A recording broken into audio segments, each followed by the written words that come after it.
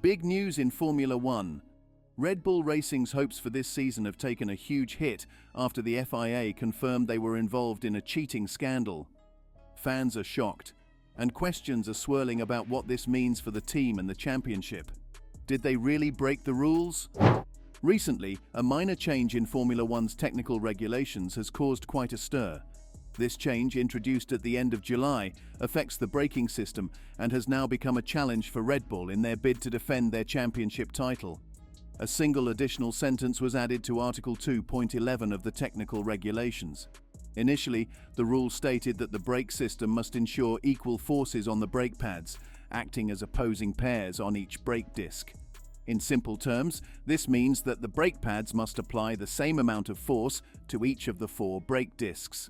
The brake balance, a reading shown on the steering wheel, usually ranges from 54% to 58%. This reading indicates the percentage of the total braking force applied to the front axle. While the clamping force may vary between the front and rear brakes, the rule does not specifically require the force to be equal on each disc across the same axle. New rule targets torque steer. The regulation that impacted Red Bull will now include an additional sentence starting from the Dutch Grand Prix this weekend. The rule now forbids any system or mechanism that can intentionally or systematically create asymmetric braking torque on a given axle. This addition clarifies a grey area in the previous rules, which appeared to overlook an important concept: torque steer. Torque steer refers to the situation where uneven forces are applied to the wheels on the same axle, causing one side to receive more braking torque than the other. This can help with car handling, especially during high-speed cornering. Red Bull, it is believed, had been utilizing this phenomenon to their advantage, as there was no specific rule in place to prevent it until now. By adding this rule, the FIA has closed a loophole that teams like Red Bull may have used to enhance their performance. The regulation update ensures that teams cannot use mechanisms that intentionally unbalance braking torque. The focus remains on maintaining symmetrical braking forces for better control. Red Bull's success in recent years may have been linked to their exploitation of this gap in the rules. Now, with the FIA closing in on this strategy, Red Bull and other teams must rethink their braking systems and adjust to this new, stricter regulation. Moreover, Formula One regulations, like any set of restrictions, often leave room for grey areas, which teams may exploit. Over time, these loopholes are reduced as new rules are introduced to close gaps. However, modifying the regulations, as planned for 2026, could create an entirely new set of challenges for the teams. Interestingly, the new braking restriction we see now was originally part of the 2026 regulations. The exact phrasing that appeared in the June 24th release of the 2026 rules has been incorporated into the current regulations. This suggests that during negotiations for the 2026 standards, the issue of torque steer was highlighted, prompting its early inclusion in the 2024 rules. When new regulations are implemented, they often close existing loopholes, but tend to create new ones. The 2024 mid-season regulation changes regarding braking systems seem to reflect concerns raised for the 2026 regulations.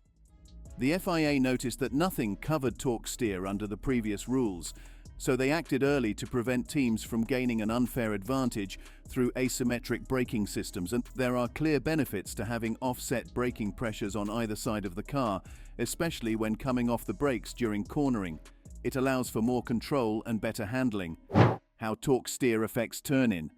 In Formula One, the turn-in phase, the moment when the car begins to turn into a corner, is critical for performance, especially in slower corners where the current ground effect cars tend to understeer.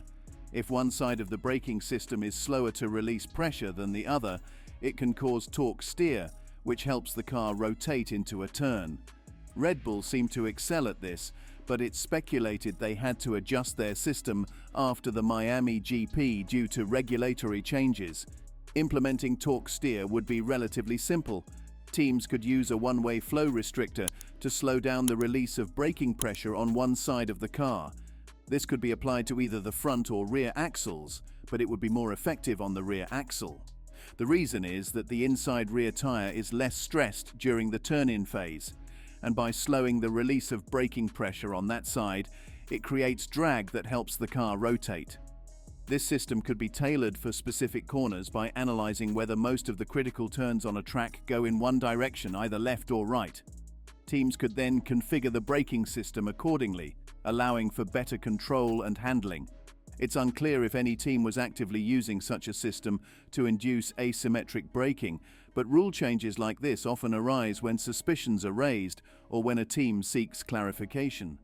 The FIA might have introduced this change to prevent any team from gaining an unfair advantage, or it could have come up during discussions for the 2026 regulations. If any team was using this loophole, they now must adapt. So, the potential ban on torque steer could significantly affect performance, especially in slower corners where a car's ability to rotate quickly is crucial. In a sport as competitive as Formula One, even a slight advantage in cornering can shift the balance of power between teams. This is exactly what many believe has happened to Red Bull in recent months. Around the same time questions about this particular regulation were raised, Red Bull's performance began to drop, leading to speculation that they may have been using the now banned technique. Former F1 hopeful Robin Frins recently added fuel to the rumours by claiming he had heard that the FIA forced Red Bull to make changes to the RB20, which might explain the team's loss of speed. While Frins didn't know the exact details, the timing of the rule change and Red Bull's dip in performance seems to point toward this regulation tweak. Red Bull season so far. Red Bull started the 2024 season strong, continuing their dominance from 2023. Max Verstappen won 4 of the first 5 races, but since then he's only managed to win 3 of the last 9 Grands Prix. McLaren and Mercedes, meanwhile, have taken advantage, with McLaren briefly emerging as the fastest car and Mercedes winning 3 of the last 4 races. Despite the drop in performance, Red Bull still leads both the Drivers' and Constructors' Championships, largely thanks to their strong start to the season. However, McLaren has closed the gap in the Constructors' Championship, trailing Red Bull by only 42 points. In the Drivers' Championship, Lando Norris is 78 points behind Verstappen. With Verstappen entering his home race at Zandvoort on a 4-race winless streak, questions are swirling about what's going wrong. Spanish media reports suggest that the FIA may have discovered an issue with Red Bull's car, or that other teams may have lodged complaints, forcing Red Bull to make changes. This would explain why their speed dropped so suddenly. In Formula One, teams constantly monitor each other, and any perceived advantage is quickly investigated. Also, Formula One is full of innovations that challenge the grey areas of regulations. A few years ago, Mercedes introduced the DAS, dual-axis steering system, a perfect example of this. It pushed the boundaries of what was allowed, and while controversial, it demonstrated how teams are always looking for loopholes to gain an edge. This kind of technical ingenuity is what makes Formula One so captivating. Similarly, there's speculation that Red Bull might have used a grey area in the braking regulations, and recent FIA clarifications may have hurt their performance. Dr. Helmut Marko, Red Bull's advisor, believes their recent difficulties stem from the RB20 car becoming more challenging to drive.